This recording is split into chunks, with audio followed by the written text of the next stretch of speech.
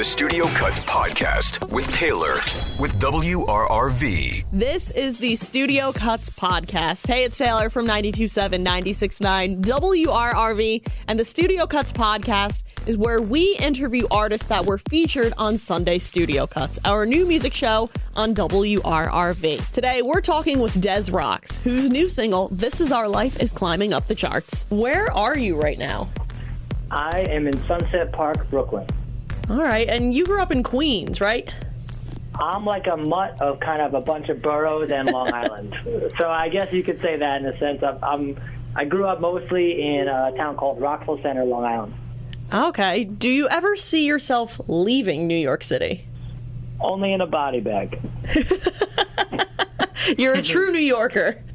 Oh, yeah. I mean, it's like a love-hate relationship. But in many ways, this is very much my home. And other places are nice, but it's just never quite the same.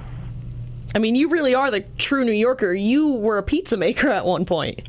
There's like some lore going around there. I do very much enjoy pizza a lot, and I make it a lot my own. But yeah, that might be a bit of a stretch. But yeah, for sure, it's part of who I am. What is your favorite pizza topping? You know what? I'm gonna like really say some controversial stuff right now, which is no topping. No topping. Wow. No extra cheese or anything, just regular cheese sauce. You know what? I just love a plain slice more than anything in the world. And toppings, yeah, they're kind of like bonus, but like my comfort food, my tried and true, is just a plain slice. All right. I think you can't really go wrong, especially if it's like a $2 slice at a bodega, you're set. Oh, for sure. Do you have a favorite topping? Oh, I'm pepperoni all day, every day. I mean, pepperoni is delicious. It's salty. It's crispy. It's all those great things. And that's a very fine choice indeed. I feel like pepperoni is the next most like regular answer of pizza topping choices. Oh yeah, but there should be no shame in your regular game. You know what I mean? Like, you gotta wear that flag true. Like the way I'm just like, you know what? Cheese slice. I bet someone feels the pressure to say something crazy for their topping. They're like, oh yes, I need the inside cheek of a pig's mouth. It's like, it's like some fancy Italian word, and you're like, whoa, excuse me.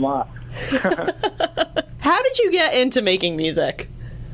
I never really got into it. It was just something that I always did, and something I always wanted to do, to be honest. Ever since I was a little kid, I just always gravitated towards string instruments, and I always wanted to play them. And even if you didn't necessarily get into it, you've made a huge splash in the music world. You opened up for the Rolling Stones. What was that like?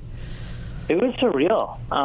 It was such an unbelievably cool experience to just kind of be sitting in my bedroom and making these records all day and all night with my heart and soul, just kind of like alone and not knowing if anybody was going to really dig them, to have that kind of stamp of approval and to wind up on that stage, which is really where I picture my music being played all day. So it was an unreal experience.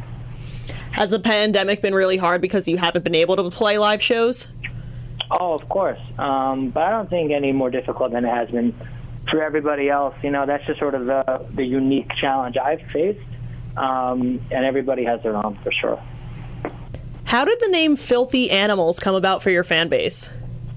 You know, I just started calling people filthy animals on social media, and they adopted it and made it their own. You've talked about ensuring that your music follows a certain chronology. What do you mean by this, and why is it so important to you? By chronology, you mean like a time order, so to speak, of like how... Yeah, I mean, I write a ton of music all the time, and it's like a big pot of influences that I'm always drawing from and using as like different kind of brushes and palettes in the painting. And for me, like, it's just so important that I curate the stories I want to tell and how I tell them in specific ways. So there might be a song on my debut album that I wrote 2 years ago, or 3 years ago, but I just wasn't ready to tell that story yet, Yeah, and your music is really personal and vulnerable, and you talk about life and death often. What made you want to create music that covers those really heavy topics? Well, as I talk to you right now from my studio window, I'm staring at about 1,000 tombstones. I'm right across the street from Greenwood Cemetery. It's where I go for walks every single day to take little breaks. It's a theme that I think about very, very often, and that I'm always struggling with, and something that always comes up whenever there's some kind of personal tragedy or life experience. Somehow life or death are always entwined with those things. So I just kind of like write what I know and what I feel, and I feel like I would recommend that most artists do just write what they know and write what they feel, and that to me is such a major theme. Your song, This Is Our Life, is huge right now. What is the story behind this track? This Is Our Life is really just a culmination of a lot of different things that I was feeling during the lockdown. I strongly believe that art should reflect the time. And in many ways, like in rock and alternative music, we've gotten away from that idea. And for me, I wanted to create something that was just something you wanted to scream at the top of your lungs when you're just sitting there all alone every night.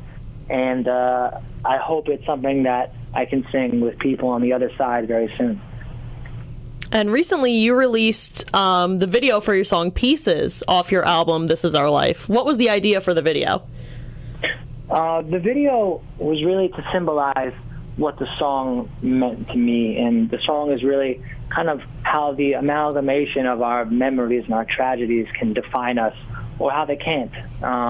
So Pieces really drives home that sense of all the dark little things that make us who we are. I know you just released your album in December of 2020, but can we expect any new music this year? Yeah, so actually my debut full-length album is going to come out this year. I'm happy to announce that here for the first time. Ooh, very happy that we get the exclusive info. Yeah, the debut full-length, yeah. So I've just only done these kind of 5-song packages over the last couple of years, and I'm really excited to make this first one.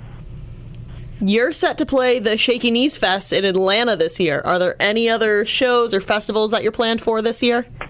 Oh, a whole bunch. I just can't announce it yet. So.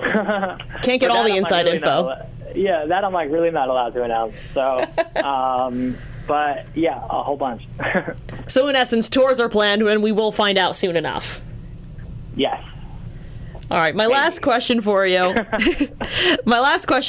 If someone were to come to your area in New York City, what is the one thing they have to do?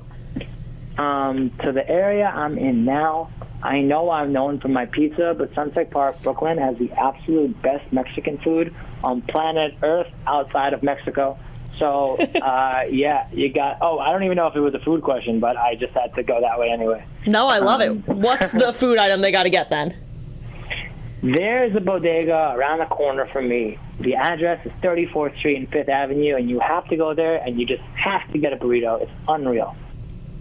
This might be some of my favorite advice that I've heard about New York City. Oh, yeah. Anytime you're looking for the good spots, let me know. Hit me up. I'll tell you. All right, Des. Thank you so much for hanging out with me and the Studio Cuts podcast. Thank you so much for your time. I appreciate it. Make sure to check out This Is Our Life by Des Rocs. And don't forget to catch Sunday Studio Cuts, a new music show featuring all of the up-and-coming alternative music, hosted by me every Sunday at 10 p.m. on 92.7, 96.9 WRRV. Join us next week as we interview another up-and-coming alternative artist on the Studio Cuts podcast.